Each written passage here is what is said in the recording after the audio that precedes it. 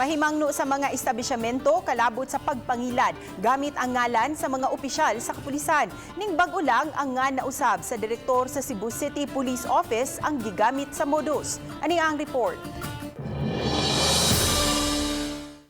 Gibutyag ni Police Colonel Josefino Ligan, Cebu City Police Office Director, nga dunay migamit siya ang pangalan sa pagpangilad sa usa ka iladong restaurant sa Dakbayan. Sumapa nga dunay tao nga nagpaila nga sakop ni Colonel Ligan kinsa nagpa-reserve og pagkaon alang sa 200 ka mga tao. Gipaagi ang transaksyon sa tawag sa telepono.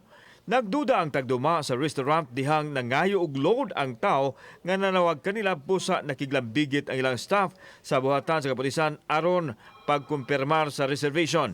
Dito nasuta nga modus day ang tanan sang litwa man magpa-reserve si Colonel Ligan og pagkaon og labaw nga walay kalihukan sila alang niini. Yesterday nitawag pud ang akong usa ka kapitan nga mao gihapon.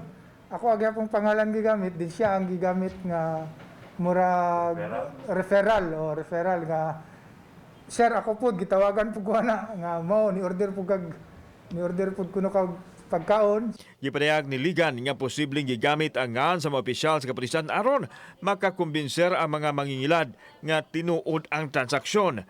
Sa milabayng semana adunay nabiktima nga caterer sa Dakbayan sa Talisay nga migamit usab sa ngan sa hipi sa Talisay City Police Station.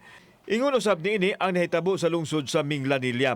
Busa pahimangno sa otoridad nga dili magpada sa ilad ug makig-alayon gyud sa ilang buhatan sa dili pamuhatag sa gipangayo sa mga taong gikatransaksyon.